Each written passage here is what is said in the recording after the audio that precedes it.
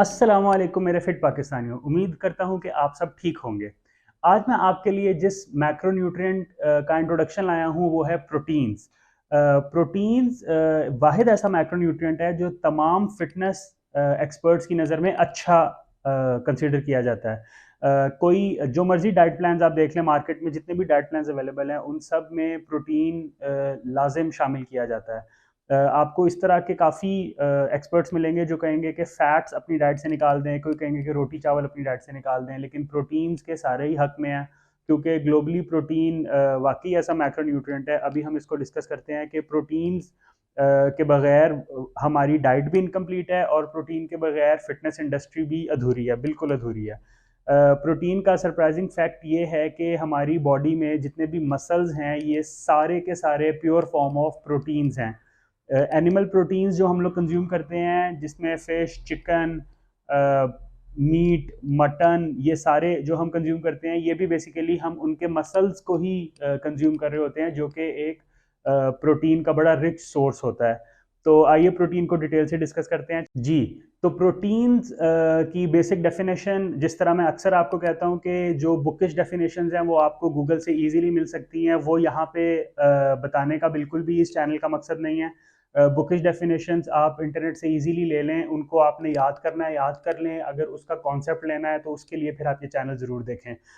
Basically proteins group of amino acids को कहते हैं। हमारी बॉडी में 20 अमीनो एसिड्स हैं जिसका डिफरेंट कॉम्बिनेशन है हमारी पूरी बॉडी में, और वो सारे कॉम्बिनेशंस मिलके हमारी बॉडी को प्रोटीन देते हैं। हमारे जितने भी बॉडी के मसल्स हैं वो सारे प्रोटीन से बने होते हैं। वो सारे प्रोटीन्स में हमारे डिफरेंट अमीनो एसिड जो हैं वो सारे कंबाइन होके प्रोटीन्स बना रहे होते हैं। प्रोटीन हमारे पास जिस तरह मैंने बताया कि 20 अमीनो एसिड्स हैं, उसमें से 9 असेंशियल अमीनो एसिड्स हैं और 11 नॉन असेंशियल अमीनो एसिड्स हैं। नॉन असेंशियल अमीनो एसिड्स वो हैं जो हमारी बॉडी सेल्फ जनरेट करती है। हम जो भी खाना खाते हैं, चाहे वो कार्ब्स हो, चाहे वो प्रोटीन हो, चाहे वो फैट्स हों या मिनरल्स या विटामिन्स हों, हमारी बॉडी उनके केमिकल रिएक्शन से जो नॉन असेंशियल अमीनो एसिड्स हैं वो सारे हमारी बॉडी खुद बना लेती है। इसके अलावा 9 एसेंशियल अमीनो एसिड्स हैं। एसेंशियल अमीनो एसिड्स वो हैं जो हमारी बॉडी खुद नहीं बना सकती, तो इस केस में हमें फूड के ज़रिए ये एसेंशियल अमीनो एसिड्स लेने होते हैं। ये हमारे पास 9 एसेंशियल अमीनो एसिड्स हैं जो हम फूड से लेते हैं। और इसके बाद इन जो फूड सोर्स हैं उसमें हमारे पास कुछ कंप्लीट सोर्सेज हैं प्रोटीन के और कुछ इनकम्प्लीट सोर्सेज हैं प्रोटीन के। कंप्लीट सोर्सेज ऑफ प्रोटीन वो हैं जिसमें आपके ये 9 के 9 एसेंशियल अमीनो एसिड्स मौजूद हैं। आपका जितना भी मीट है, चाहे वो वाइट मीट हो या रेड मीट हो, इसके अलावा आपके डेयरी प्रोडक्ट्स, चीज़, मिल्क, ये वो सोर्स ऑफ प्रोटीन है जो आपको कंप्लीट 9 एसेंशियल अमीनो एसिड्स देते हैं सिंगल सिंगल फूड से। मतलब अगर आप सिर्फ चिकन खाएं तो उसमें भी आपको 9 एसेंशियल अमीनो एसिड्स मिलेंगे। आप सिर्फ दूध पिएं, दूध में भी 3% प्रोटीन होते हैं नॉर्मली, वो भी आपको all essential amino acids provide करेगा। आप चीज़ खाएं, आप रेड मीट खाएं, आपको 9 एसेंशियल अमीनो एसिड्स इन सब में मिलेंगे। बाकी वेजिटेबल सोर्स ऑफ प्रोटीन जितने हैं, जिसमें हमारे पास सोया आता है, टोफू आता है, लेंटिल्स हैं, दालें, चने, हमारे जो भी हमें इजीली हम कंज्यूम करते हैं, ये भी रिच सोर्स ऑफ प्रोटीन है, लेकिन ये इनकम्प्लीट सोर्स ऑफ प्रोटीन है।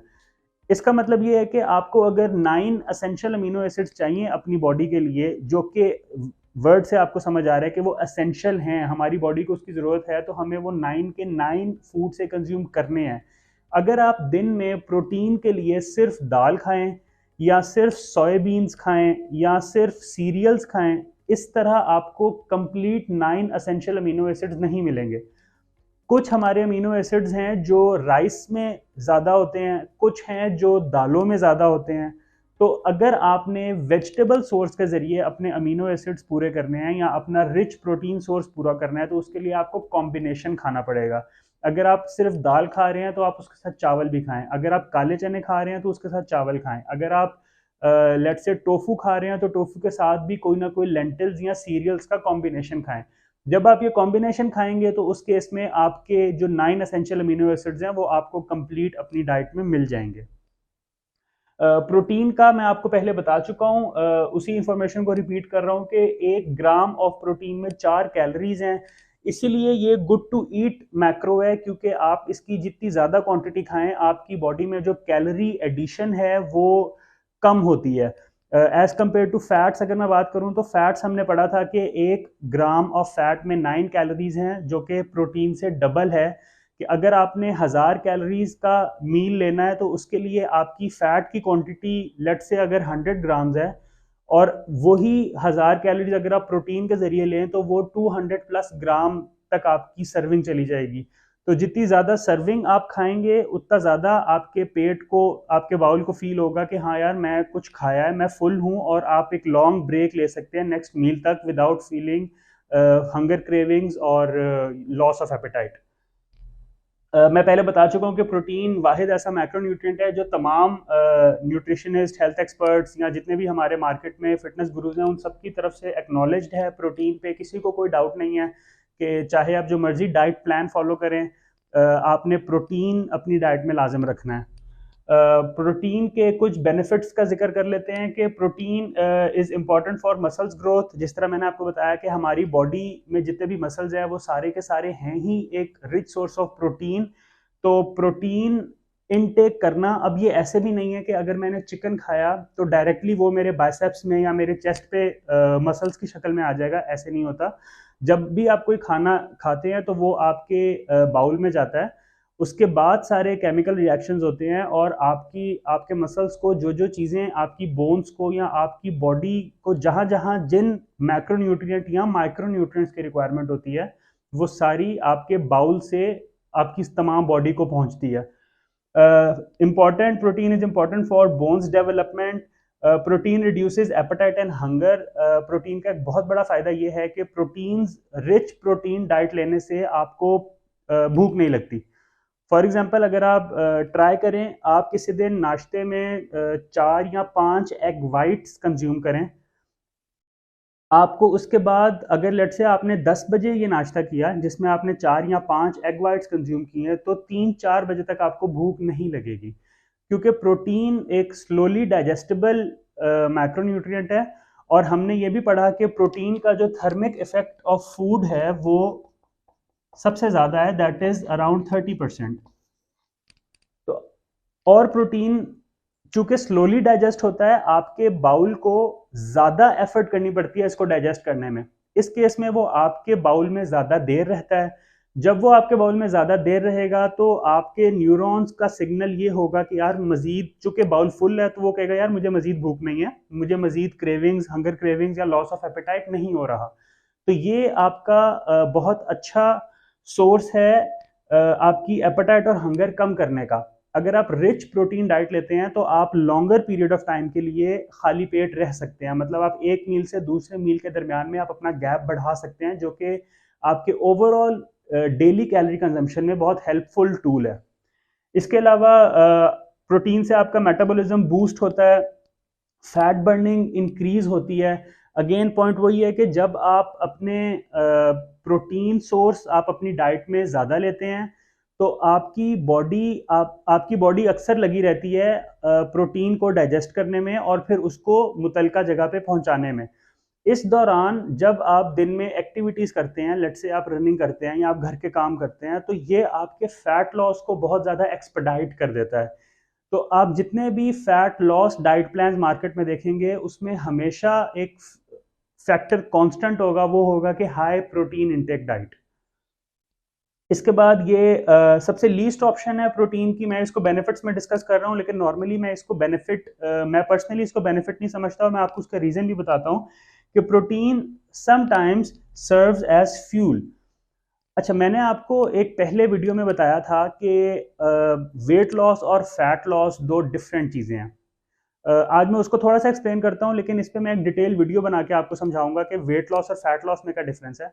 फॉर एग्जाम्पल, अगर आप दिन में कुछ भी नहीं खाते, आपको मार्केट में कोई इस तरह के फिटनेस एक्सपर्ट्स मिलेंगे जो कहेंगे कि यार रोटी चावल छोड़ दो और सिर्फ चिकन खाओ, या आप सिर्फ फिश खाओ और दिन में सिर्फ अंडे खाओ, आपने रोटी नहीं खानी, ना ब्राउन ब्रेड खाना है ना वाइट ब्रेड खाना है, आपने कार्ब्स की जितनी भी इंटेक है वो सारी आपने बंद कर देनी है। उस केस में क्या होता है, जो हमारी बॉडी का, जब हम कार्बोहाइड्रेट्स डिटेल में डिस्कस करेंगे, मैं आपको वहां पे समझाऊंगा, हमारी बॉडी को जो मेन फ्यूल है हमारी बॉडी का वो है कार्बोहाइड्रेट्स। अगर हम अपनी डाइट से कार्बोहाइड्रेट्स खत्म कर देते हैं तो हमारी बॉडी के पास दो ऑप्शंस होती हैं, या तो वो फैट्स के जरिए हमारी बॉडी के लिए जो एनर्जी चाहिए या तो फैट्स के जरिए ले या वो प्रोटीन्स के जरिए ले। अब फैट हमारा एक रेजिस्टिव कंपाउंड है जो हमारी बॉडी में अगर ओल्ड स्टोर्ड है, मतलब फॉर एग्जांपल फैट की भी डिफरेंट टाइप्स हैं। कुछ फैट है जो आपके स्किन और मसल के दरमियान में है, कोई ऐसा फैट है जो आपके ऑर्गन्स के गिर्द है। तो अगर आपकी बॉडी ने फ्यूल के लिए अगर फैट्स को कंज्यूम किया तो रिजल्टेंट क्या होगा, आपका फैट लॉस होगा। लेकिन अगर आपकी बॉडी ने, आपने डाइट प्लान और डाइट टाइमिंग आपकी प्रॉपर नहीं है और आपकी body at the end of the day उसको एनर्जी तो कहीं ना कहीं से चाहिए, तो जब उसको कार्ब्स आप डाइट से निकाल देंगे, फैट्स उसको बॉडी में नहीं मिलेंगे, तो अल्टीमेटली क्या होगा, आपके प्रोटीन यूज होंगे फॉर सोर्स ऑफ एनर्जी। उस केस में क्या होगा, आपका वेट लॉस फॉर श्योर होगा लेकिन आपका मसल लॉस ज्यादा होगा। मैं रिपीट कर रहा हूं, अगर आप कार्ब्स अपनी डाइट से निकाल देते हैं तो आपकी बॉडी फैट्स या प्रोटीन्स को as a source of energy consume करती है। इन केस ऑफ फैट्स आपका फैट लॉस होगा, जो कि हम सबकी रिक्वायरमेंट है कि यार अगर हम वेट लॉस करना चाह रहे हैं तो हमारी चर्बी पिघले, ना कि हमारा मसल मास कम हो।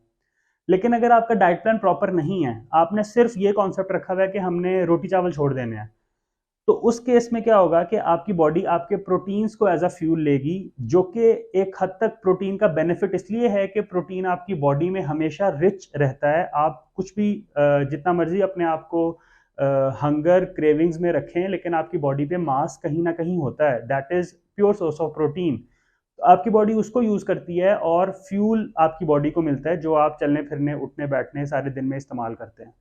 तो रिजल्टेंटली क्या है कि आपका वेट लॉस जरूर होगा, लेकिन वो वेट लॉस होगा in terms of protein loss, muscle mass loss, ना कि फैट लॉस। बाकी इस पे डिटेल वीडियो मैं बनाऊंगा, तो फिर मैं इंशाल्लाह आप लोगों को समझाऊंगा कि वेट लॉस और फैट लॉस में आपने किस तरह प्ले करना है और कैसा डाइट प्लान रखना है कि आपका फैट लॉस हो, वेट लॉस ना हो।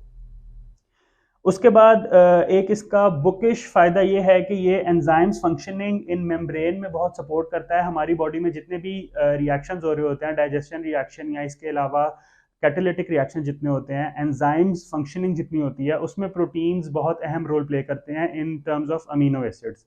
अमीनो एसिड्स एक अहम रोल प्ले करते हैं प्रोटीन्स की शक्ल में एंजाइम फंक्शनिंग इन मेम्ब्रेन्स में।